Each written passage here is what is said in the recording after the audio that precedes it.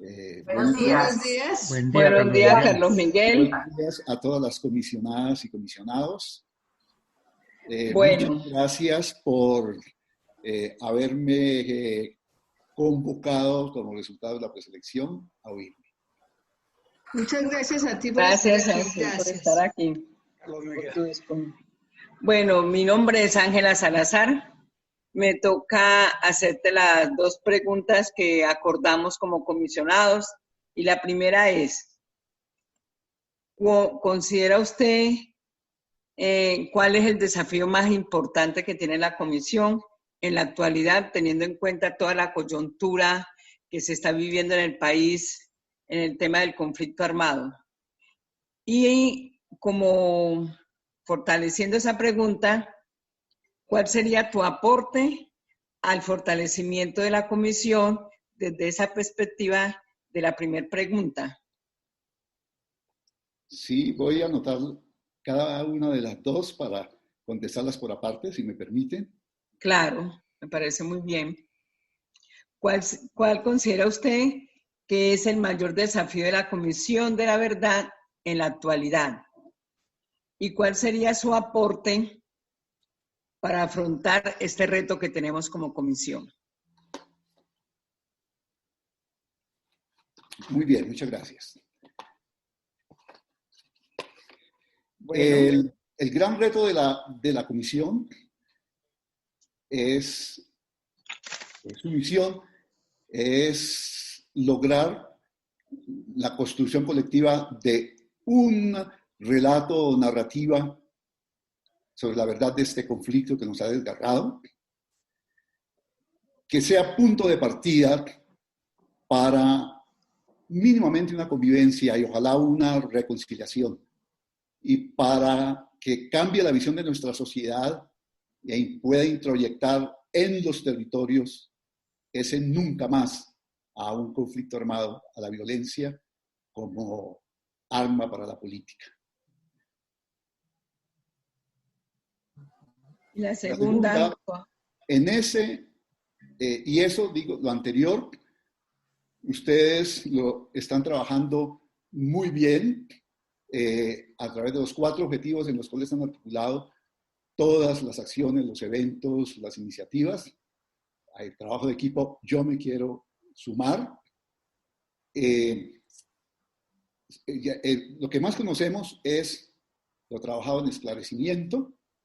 El informe del padre Ruth hablaba de 12,000 víctimas convocadas para testimonio, que eso es más allá del número de la Comisión de Guatemala y del Salvador, y más de la mitad de las de Sudáfrica. A los encuentros por la verdad en los testimonios de aceptación de responsabilidades y las iniciativas para la convivencia, y finalmente la no repetición, que me imagino que estarán ya ideando estrategias y propuestas factibles, concretas, y un monitoreo, un seguimiento para que esto no termine solamente en el informe final. En eso, gran reto para contestar a este país que lo necesita, yo quisiera aportar, uniéndome al trabajo de equipo de ustedes, un poco con mi sello de historiador, para la construcción colectiva de este relato o narrativa compartido, que pueda ser compartido por los actores opuestos de ese conflicto, por los sectores opuestos de esta sociedad polarizada a partir de los acuerdos de paz. En esa oferta yo creo que estoy preparado porque toda mi experiencia como historiador, investigador, ha sido toda la vida el análisis del conflicto, y ha sido para mí determinante lo que las víctimas me han enseñado, y los últimos proyectos han sido directamente centrados en la restauración de los derechos de esas víctimas, tanto el del PNUD de Naciones Unidas como el de desaparición forzada, en la cual trabajé con una participación muy activa de muchas organizaciones de víctimas. bueno, los compañeros, muchas gracias Los compañeros. Tiene la palabra Lucía. Lucía. Marta primero. Marta pidió la palabra primero, después sigo yo. Perfecto. Marta. Marta. Sí, gracias, Carlos Miguel. Mi pregunta es la siguiente. Leyendo el ensayo que tú presentaste, tú hablas de que el trabajo de la verdad debe restañar heridas, ¿sí? Y debe contribuir a conjurar odios. Y hablas ahora de un relato compartido, la importancia de un relato compartido. Sin embargo, digamos, todo el proceso de polarización política, digamos, de división, de continuidad del conflicto, es un escenario muy difícil para construir un relato compartido. ¿Cómo crees tú que realmente pueden verdad y convivencia ser dos caras de una misma moneda para un contexto como el que está trabajando la comisión? Gracias por la pregunta, comisionada Marta. El relato compartido implica haber pasado toda esa enorme información que ustedes están recogiendo por la criba de la contrastación de fuentes y ayudados por el rigor y la metodología de las diversas ciencias sociales, como amarradas sobre el cañamazo de la historia. Esa es la experiencia mía de trabajo. Yo he tenido la experiencia de trabajar con actores y con sectores con intereses propios y muy diferentes. Por ejemplo, la violencia contra el sindicalismo en Naciones Unidas. Los resultados de la investigación, llevarlo a discusión de sindicalistas afectados, víctimas, centrales obreras, empresarial y gobierno.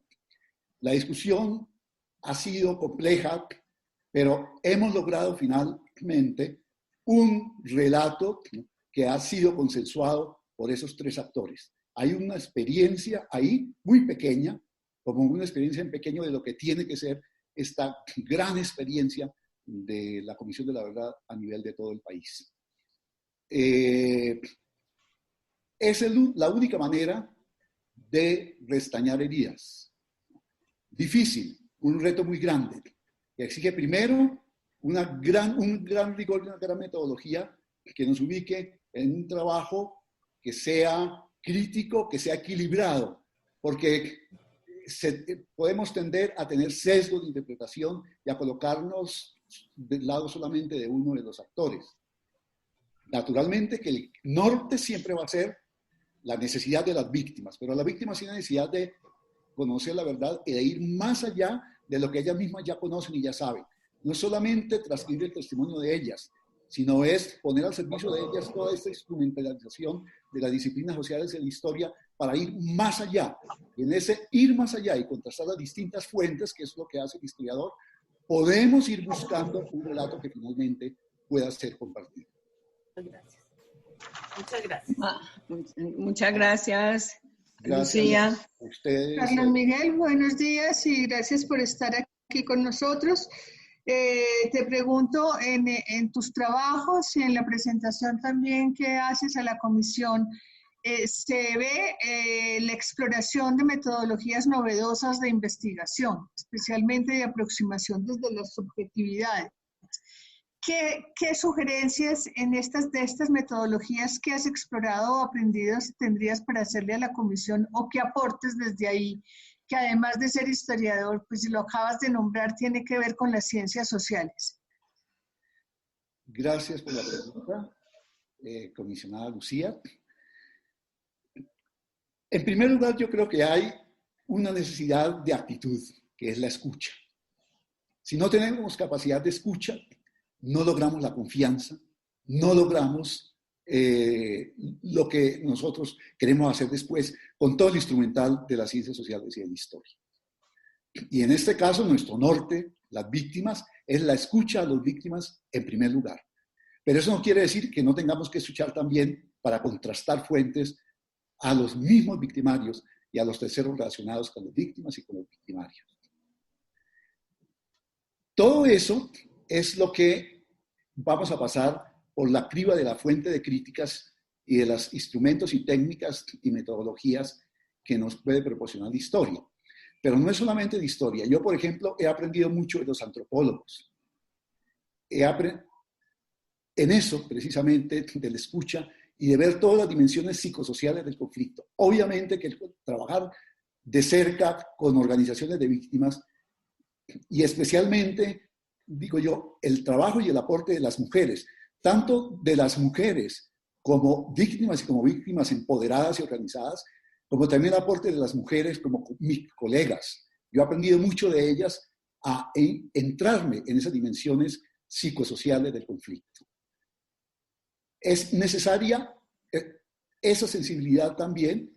Eso es lo que me ha aportado el trabajo con las víctimas. Una sensibilidad que incluso ha cambiado mi visión de país y que me ha permitido acercarme para que eso sea lo que yo trabaje y procese hacia el relato final, hacia esa narrativa final que pueda ser compartida y pueda ser consensuada.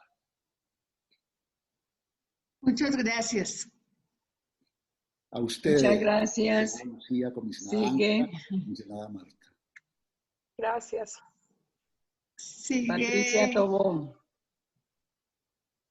No, Patricia. Berenstein. es Berenstein. ¿Qué tal? Buenos días, Buenos Carlos días, Miguel. Soy comisionado Carlos Martín. Carlos Berenstein, comisionado. Quería hacer una pregunta sobre, bueno, usted tiene una enorme experiencia académica, ha sido,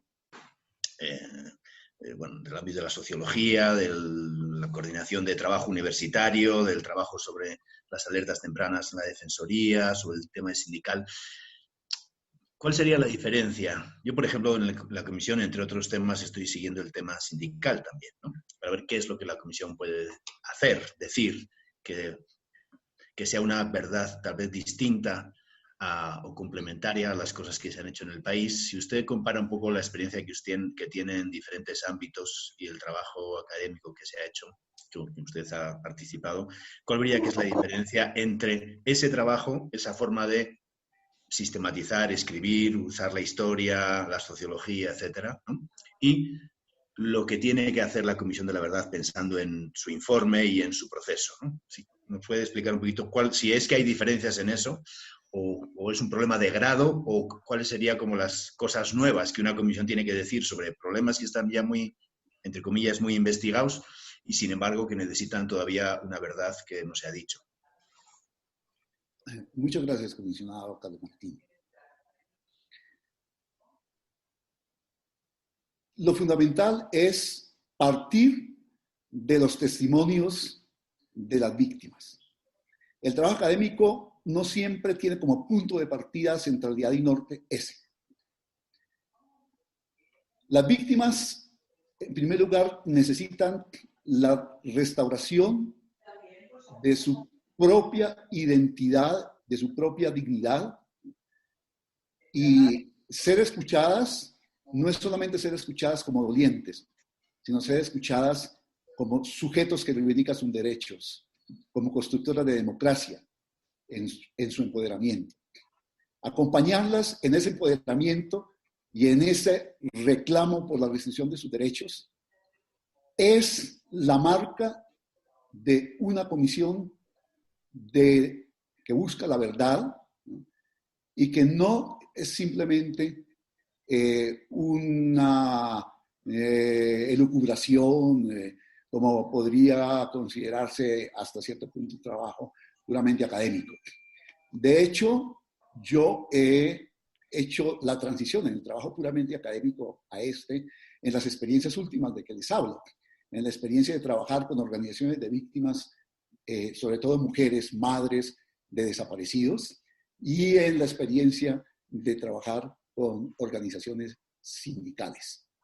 El trabajo es distinto. Yo empecé en un trabajo académico y ahí tenía que ir a las víctimas y no solo las víctimas, pero terminé en trabajos ya directamente centrados en la escucha de las víctimas, en la dignificación de su memoria, en la restitución de sus derechos.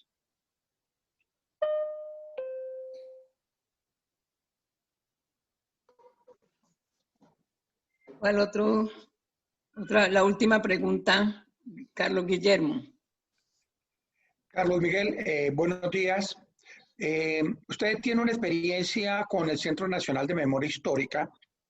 Allá aportó desde la parte académica muchas de sus inquietudes. Queremos saber desde la comisión para usted qué diferencia desde la parte de la memoria a la parte de la verdad. ¿Qué es memoria y qué es verdad para usted? Gracias, comisionado Carlos Martín. Una pregunta muy compleja, ¿no? ¿Qué es verdad? Es la única pregunta que en el Evangelio corchó a Jesucristo. Le preguntaron, ¿y qué es la verdad? Y quedó callado. Es una pregunta muy compleja. La verdad no es una verdad, no es la aparición del ser en sí mismo. La verdad también es una construcción colectiva. Y hacia eso tiene que apuntar el trabajo de la comisión. Hacia una construcción colectiva que arranca de la experiencia y de la vivencia de las víctimas y de lo que ellas saben, pero que va más allá a lo que ellas necesitan saber. La pregunta más frecuente de las víctimas es, ¿por qué nos pasó esto? ¿Por qué? La memoria es prácticamente la identidad. Porque, ¿qué somos? Somos el producto de nuestras historias individuales y de nuestras historias colectivas. Esa identidad ha sido resquebrajada por el conflicto. Los tejidos colectivos han sido destruidos. Y la misma persona en su victimización ha sido destruida en su identidad. Recuperarle esa identidad y esa dignidad en la realización de sus derechos es una obligación tanto del Centro de Memoria Histórica como de esta Comisión de la Verdad. Pero la recuperación de esa memoria está supremamente ligada al conocimiento de la verdad. ¿Por qué nos pasó? Es una verdad que no es solo, que es la verdad de las víctimas, pero no en el sentido de registrar solo lo que ellas ya saben, sino la verdad que ellas necesitan saber, que van más allá de lo que ya saben. Es una verdad que no es la verdad judicial simplemente, es más que eso. Y yo diría que en últimas es la verdad histórica, pero cada uno pretendería tener sus verdades. Cada actor quiere tener sus verdades. Nosotros tenemos sesgos por los cuales quisiéramos imponer nuestro sesgo de verdad. Tenemos que hacer un trabajo colectivo para que más allá de eso se llegue a la construcción de una verdad entre todos que sea una verdad que pueda ser compartida. Es la verdad de lo que nos pasó. Hay países que han mostrado eso, lo que pasó en Alemania. Los alemanes han trabajado mucho en la memoria para entenderse con lo que fueron, y lo que fueron también es una historia de miseria, de dolor con el nazismo. Ellos han hecho esfuerzos por lograr reconocer su propia identidad, precisamente para la no repetición y para poder convivir.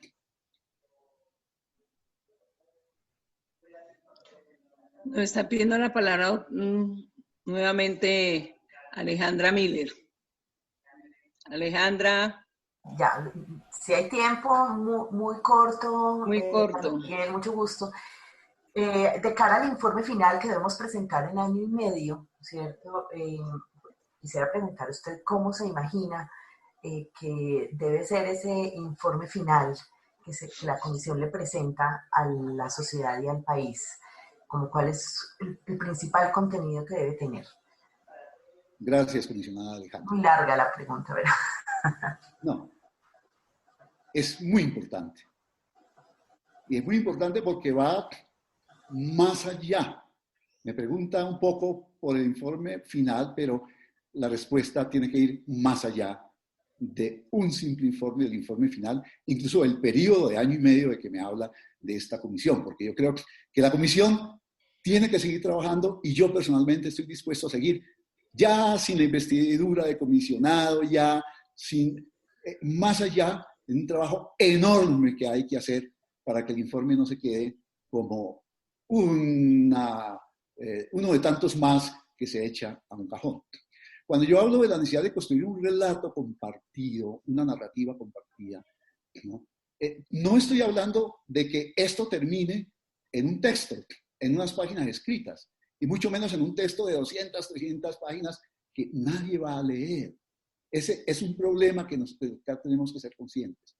Ese relato o narrativa tiene muchas formas de expresión. La narrativa a través del cine, la narrativa del cine, la narrativa de los audios, la narrativa de los mensajes pequeños, las cápsulas, la narrativa de los mensajes televisivos. De hecho, ustedes ya tienen experiencia que la manera de presentar el informe al cual yo accedí fue precisamente una manera de audiovisual. Es muy necesario, primero, en cuanto a la forma en que va a tomar este relato o narrativa, que no es solamente la forma de lo escrito. Y ojalá no sea un escrito pesado, grandísimo, y que tiene que ir acompañado de otra cantidad de formas de expresión narrativa.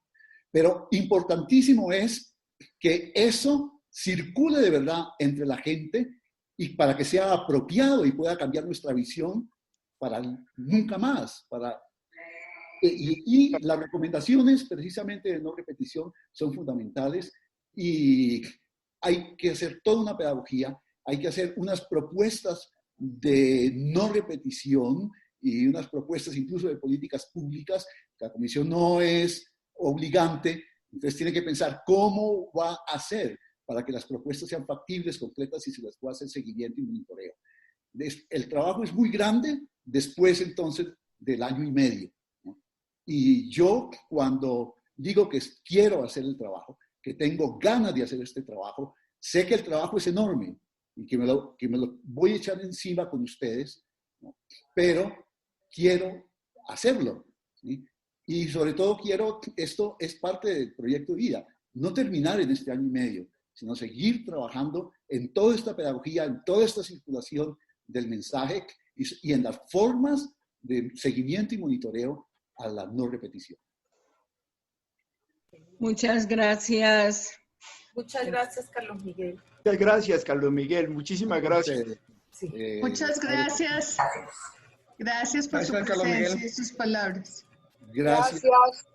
Muchas gracias. Muy explícito, muy claro. Y nuevamente gracias por su presencia y por todo lo que nos comentó y haberse presentado a este reto. Gracias. A ustedes por haberme llamado y por haberme oído. Muy amables. Gracias.